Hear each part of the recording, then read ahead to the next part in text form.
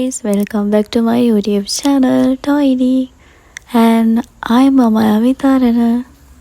So guys, මම හිතනවා ඔයාලට මේ වීඩියෝ එක පොඩි අප්ඩේට් එකක් ගන්න යූස්ෆුල් වෙයි කියලා. ඉතින් ඔයාලට පුළුවන් බලා ගන්න බඩු ප්‍රමාණය සහ ඒකට යන කොස්ට් එක මොන වගේද කියලා රෆ් අයිඩියා එකක් ගන්න පුළුවන් ඒ කියලා මම හිතනවා.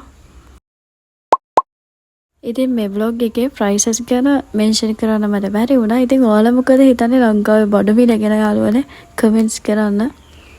ඇත්තම වශයෙන්ම දැන් රුපියල් 1000කින් අරගන්න පුළුවන් ලොකු දෙයක් නැහැ නේද? ඉතින් වීඩියෝ එක අවසාන වෙනකම් බලලා ඔයාලා මොකද හිතන්නේ ලංකාවේ බඩු මිල ගැන කියලා comments කරන්න.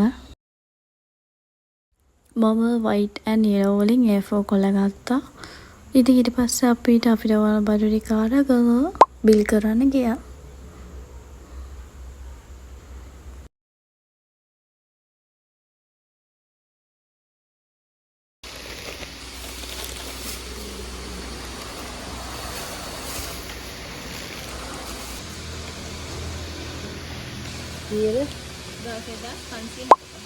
මේ shopping covers වල තියෙන අපි ගත්ත බඩු ටික යාළුවනේ. ඉතින් price එක and බඩු ප්‍රමාණය ගැන ඔයාලා මොකද හිතන්නේ? comments කරන්න.